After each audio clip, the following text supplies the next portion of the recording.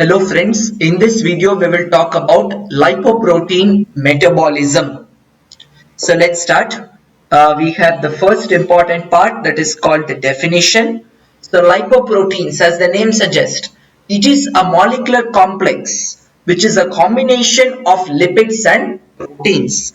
So what is the function of lipoproteins? To transport cholesterol, triglycerides and various other substances. This is the general structure of lipoprotein. So you can see here we have cholesterol in this blue, and there's a small thread over here. So this means cholesterol ester. This is triglyceride, neutral core, this white part, phospholipid, apoprotein, and then this is the coat, outer shell. Alright, so let's move on to the details. Now first we have chylomicrons. So chylomicrons transfer from intestine to the triglyceride. That is, they transfer triglyceride from intestine to tissues. Okay, they have the highest quantity of lipid, that is 99%, and 1% only is protein, and least in density. So if I were to take electrophoresis of all of these, chylomicrons will be the least density. Next, VLDL.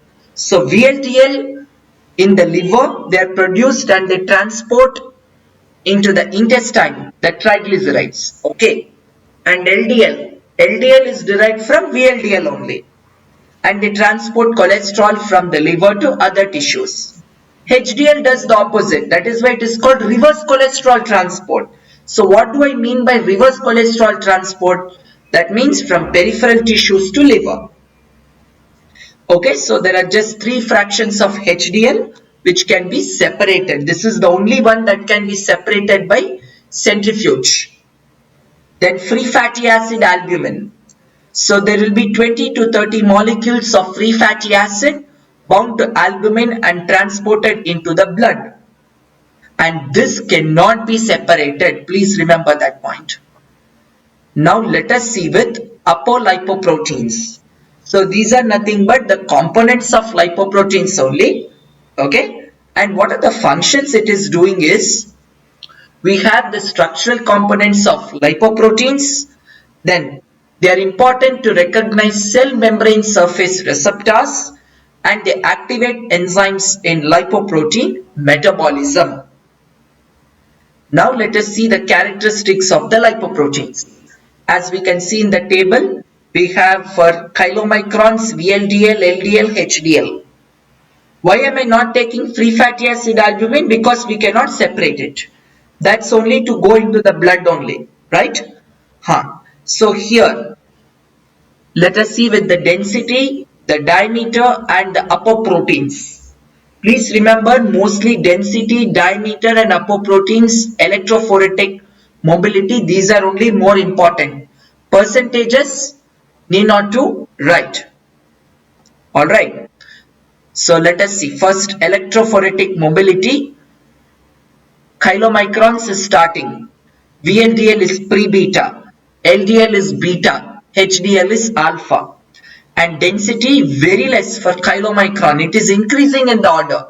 Here we have less than 0.96. Here 0.96 to 1.006.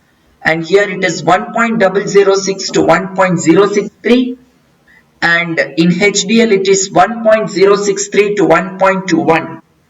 And the diameter is given for chylomicrons 100 to 1000, VLDL 30 to 90, next LDL 20 to 25, HDL is 10 to 20. Apoproteins, chylomicrons, it is A1 and A2 along with B48, VLDL it is B100, C1, C2, C3 and E, LDL is B100, HDL is A1, A2, C1, C2, C3, D, E. Right. Now let us get into the process of how the metabolism is happening. So as you can see, in the small intestine, the chylomicron is bound to B48. We have the triglyceride and this is the cholesterol. Chylomicron, then it becomes this way. then C2 is attached, ApoC2, and then it goes like this, the pathway. Then through the lipoprotein lipase, it goes into extrahepatic tissues as free fatty acids, then into the liver as glycerol. Then after that, a chylomicron remnant is formed, right, with B48 triglyceride, cholesterol and ester. And here the bypass route to the extrahepatic tissues, and then this goes to the liver. Then from the liver we have this HDL consisting of PC, E, C2 and A, which is derived from C2 by lipoprotein lipase. And from the same lipoprotein lipase we have B100, TGC, E, and this is basically ideal intermediate density lipoprotein. E gets added to it, and then this is the result, that is the LDL. And again from the liver we have the nascent VLDL with the TGC and B100, and then C2 and E like this. Then it will be added up to just form the VLDL. And then to this C2 and E is added from here when the nascent chylomicron to chylomicron conversion happens. Now let us see with the LDL metabolism. So as we can see here, we have the clathrin coated pits, LDL cholesterol, the B100. So in the cytosol it becomes a coated vesicle, then it is getting recycled. Then after that it forms the lysosome, and the LDL is digested and the cholesterol is deposited. Coming to HDL, here we can see we have the liver, then the excretion of cholesterol and the cholic acid, and from the liver we have the phospholipid A1, then CE, ApoC and E into the intestine, then as a discoid HDL it is going here where we have CHE, PL along with C and E. Now in the heart, from the heart we have the cholesterol through LCAT, this is what we get, and this is called mature HDL. Then the A1 part of it is utilized in the liver, like this. And the excretion of the cholesterol and the cholic acid. Now this is to show the hyperlipoproteinemias, the Frederick's classification. So we have the types 1, 2A and 2B, 3, 4, 5.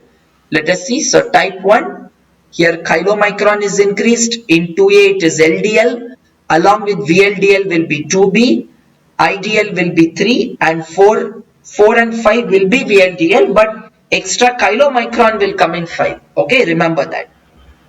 And most of these hyperlipoproteinemias, triglyceride is involved, and cholesterol is involved in 2A, 2B and 3 only. Alright. And now the probable defect, here in 1 it is lipoprotein lipase, 2A it is LDL receptors, 2B it is overproduction of ApoB, then 3 it is abnormality in ApoE, 4 it is triglyceride, and 5 nothing. And risk of atherosclerosis may increase in 1, very high in the case of 2A and 2B, then in 3 also very high but only in peripheral tissues, and 4 it may or may not be more, even in 5 also. And the treatment, for 1 it is low fat diet, for 2A it is low cholesterol diet and cholestyramine, same with 2B, for type 3 clofibrate, for 4 niacin, and the 5 is same. So for all of them one thing is common, low fat diet. Only 2A may low cholesterol diet. Here in 2A cholestyramine is given, along in 2A and 2B cholestyramine. In 3 it is clofibrate. In 4 it is niacin, and 5th also same. Now let us see with the hypolipoproteinemias. We have here, this is familial hypobeta lipoproteinemia, A-beta lipoproteinemia, familial alpha lipoproteinemia. Now, if we see here, we in the first one, familial hypobeta lipoproteinemia, there is increased LDL and defective ApoB. In A beta lipoproteinemia, no LDL and defective ApoB. In familial alpha lipoproteinemia, no HDL and ApoC2. Then the lipid storage diseases in brief. We have the diseases here: Niemann-Pick, Farber, Gaucher, Krabbe's, Tay-Sachs and Fabry's. Please remember these diseases, they are very important. For short notes question it will come. Alright. So first we have Niemann-Pick disease. Defective is sphingomyelinase. From that itself the compound we can get. That is sphingomyelin. That's it. And Farber disease, ceramidase, ceramide. Gaucher disease, beta glucosidase, here glucocerebroside. Krabbe's disease, beta galactosidase. Have we seen this somewhere? Yes, lacoperon. In lacoperon, we will expect beta galactosidase to be present. Here, galactocerebroside. Tay-Sachs disease, hexosaminidase A, so we have GM2. It's a glycolipid. And Fabry's disease, alpha galactosidase, we have ceramide trihexoside. Now, clinical features, almost all, everything common clinical features only. Like you can write common, hepatosplenomegaly, mental retardation, then what else? Kidney failure, pain in the body pains. Okay? Please write these common ones. Mental retardation, hepatosplenomegaly, kidney damage, pain in the extremities, joints. These are all common for everything. And here for Krabbe's, absence of myelin formation. Here Tay-Sachs disease, blindness. Fabry's disease, death. Yeah, all of these diseases lead to death if they are in a very complicated stage. So that is about the lipoprotein metabolism and briefly, very importantly, lipid storage diseases. So that brings me to the end of the video. So thank you so much. I'll see you in the next video.